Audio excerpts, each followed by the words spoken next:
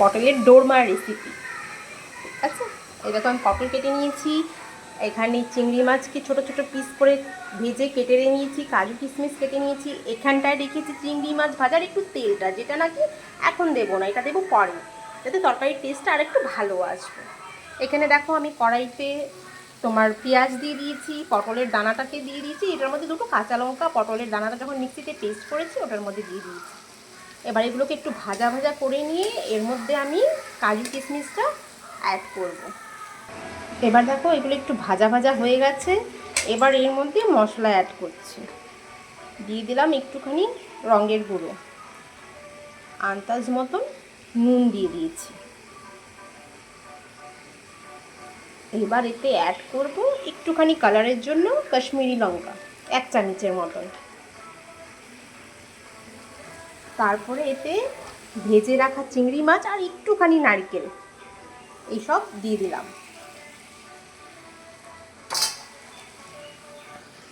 এবার এগুলোকে ভালো করে নাড়াচাড়া করে নেব।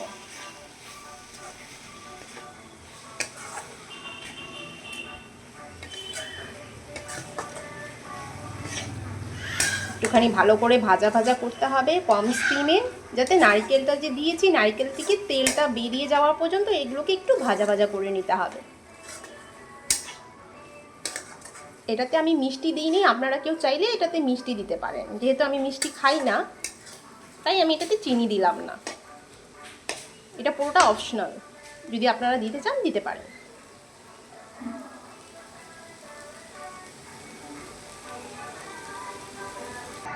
দেখো আমার পুরোটা স্টাফটা রেডি হয়ে গেছে, এটা এরকম হবে।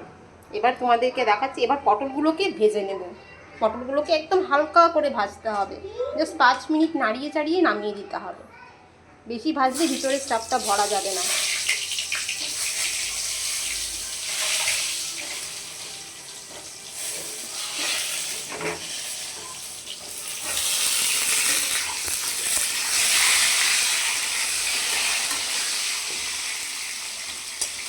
এইভাবে হালকা হালকা একটু করে লো ফ্লেমে ভাজতে হবে।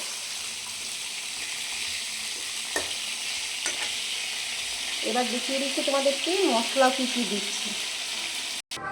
আমার পটল ভাজা হয়ে গেছে। এবার যা তেল আছে এই তেলের মধ্যে আমি আরেকটুখানি তেল এড করব। এবার ফোড়নে দিয়ে দিচ্ছি অল্প করে সাদা জিরে, আর একটা দারচিনি, একটা এলাচ দিয়ে এটা একটুখানি গন্ধটা ছাড়বে, তারপরে এর মধ্যে মশলা অ্যাড করব।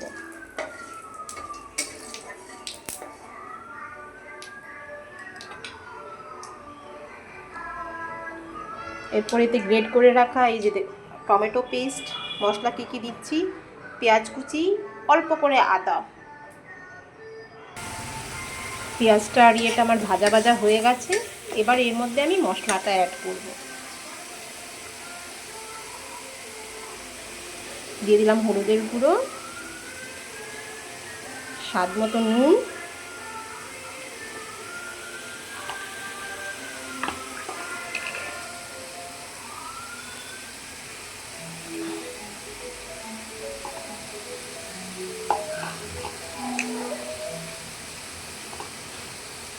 এরপর দিয়ে দিলাম ধনের গুঁড়ো, জিরের গুঁড়ো,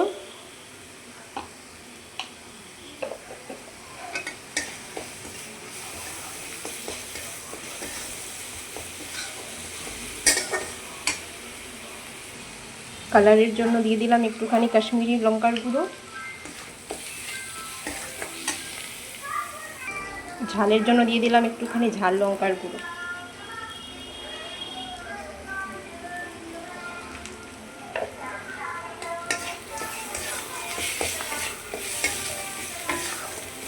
এবার মশলাটা একটু ভাজা ভাজা হবে।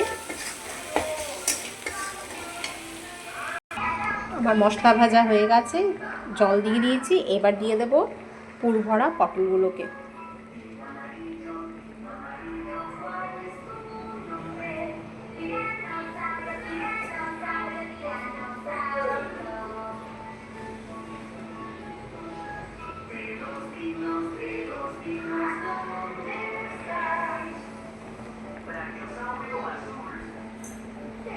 একটু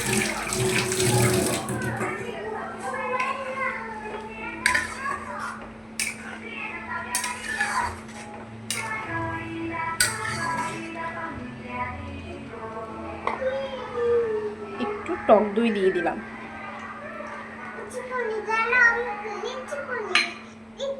এবার এটাকে কম স্টিমে ঢেকে দেখতে হবে, পটলগুলো সেদ্ধ হবে। আমার ফাইনালি পটলের দোরমা রেডি। নামানোর আগে আমি একটু ঘি গরম মশলা দিয়েছি, যেটা নাকি আমি বলিনি। এবার আমি ফ্লেমটা বন্ধ করে দেবো।